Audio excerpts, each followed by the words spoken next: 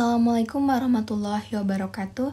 Perkenalkan, nama saya Lisha Miranda, NIM 2112964. Saya dari seksi 0741 dari mata kuliah Pendidikan Pancasila. Nah, tujuan pembuatan video saya pada kali ini adalah untuk memenuhi tugas mata kuliah Pendidikan Pancasila dengan dosen pengampu Ibu Rita Ahmad Julia MPD. Nah, di sini saya akan menjelaskan mengenai dua hal, yaitu yang pertama mengenai urgensi Pancasila sebagai sistem filsafat, dan yang kedua mengenai 4 hal yang terdapat dalam kajian Pancasila. Saya akan menjelaskan mengenai urgensi Pancasila sebagai sistem filsafat terlebih dahulu, yaitu mengapa manusia memerlukan sistem filsafat. Nah, mengapa manusia memerlukan sistem filsafat itu? Nah, tidak hanya di zaman Yunani yang telah melahirkan peradaban besar, tidak hanya di zaman Yunani yang telah melahirkan peradaban besar melalui pemikiran para filsuf. Namun, di zaman modern sekarang ini pun manusia masih memerlukan filsafat karena beberapa alasan. Alasan yang pertama, manusia telah memperoleh kekuatan baru yang besar dalam sains dan juga teknologi. Alasan yang kedua yaitu filsafat melalui kerjasama dengan disiplin ilmu lain memainkan peran yang sangat penting untuk membimbing manusia kepada keinginan dan juga aspirasi mereka.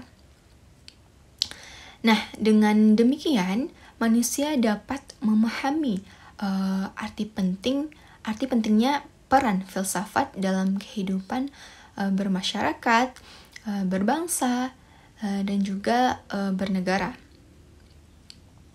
Nah, selanjutnya urgensi Pancasila sebagai sistem filsafat atau yang dinamakan filsafat Pancasila, artinya refleksi filosofis mengenai Pancasila sebagai dasar, pengolahan filosofi Pancasila sebagai dasar filosofi Pancasila sebagai dasar negara yang ditujukan pada beberapa aspek, yaitu aspek pertama agar dapat diberikannya pertanggungjawaban rasional dan juga mendasar mengenai sila-sila dalam Pancasila. Nah, dalam Pancasila sebagai prinsip-prinsip politik, dan juga yang kedua agar dapat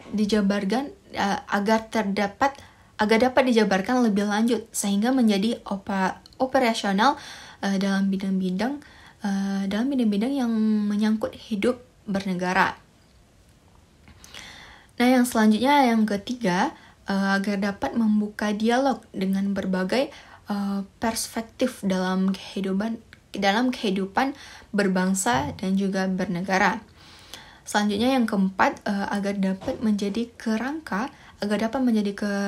evaluasi terhadap kegiatan yang bersangkut paut dengan kehidupan bernegara, berbangsa dan juga bermasyarakat, serta memberikan perspektif pemecahan terhadap permasalahan nasional.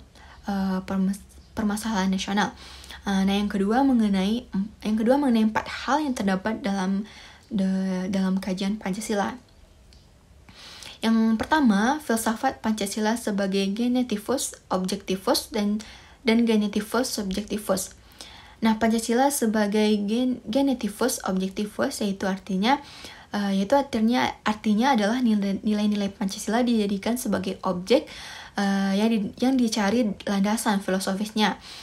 Nah, berdasarkan sistem cabang-cabang filsafat yang berkembang di Barat. Selanjutnya Pancasila sebagai genetivus subjektivus. Nah, di sini artinya mengenai nilai-nilai Pancasila yang dipergunakan untuk mengkritisi berbagai aliran filsafat yang berkembang, baik untuk baik untuk menemukan hal-hal yang sesuai dengan nilai-nilai Pancasila maupun untuk melihat nilai yang tidak sesuai dengan nilai-nilai Pancasila. Nah, yang kedua, landasan yang kedua ada landasan ontologis filsafat Pancasila. Ontologi menurut Aristoteles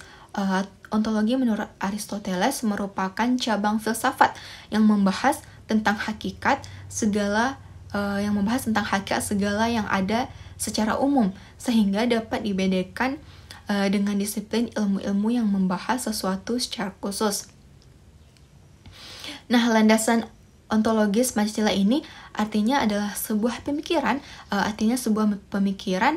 filosofis atas hakikat sila-sila Pancasila sebagai dasar filosofis suatu negara Indonesia. Nah, oleh karena itu, pemahaman di atas hakikat sila-sila Pancasila, hakikat Pancasila itu diperlukan sebagai bentuk pengakuan atas modus eksistensi bangsa Indonesia.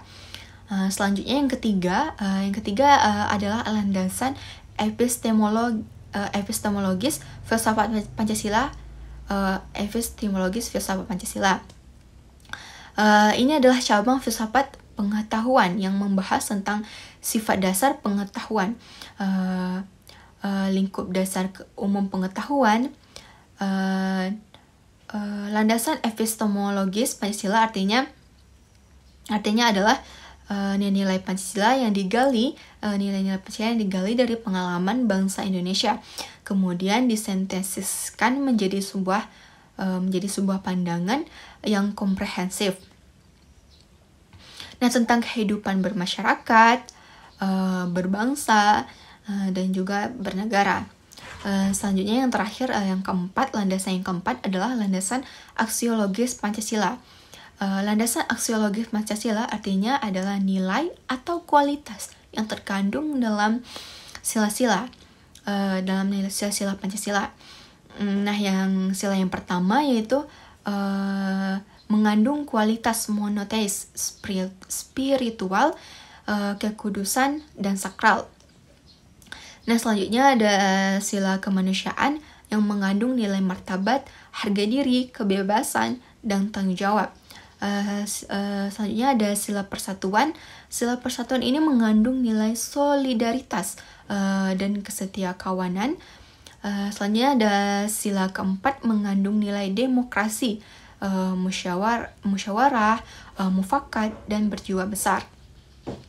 Selanjutnya ada sila keadilan yang mengandung nilai kepedulian dan gotong royong. Hanya itulah yang dapat saya sampaikan. Saya tutup dengan wassalamualaikum warahmatullahi wabarakatuh.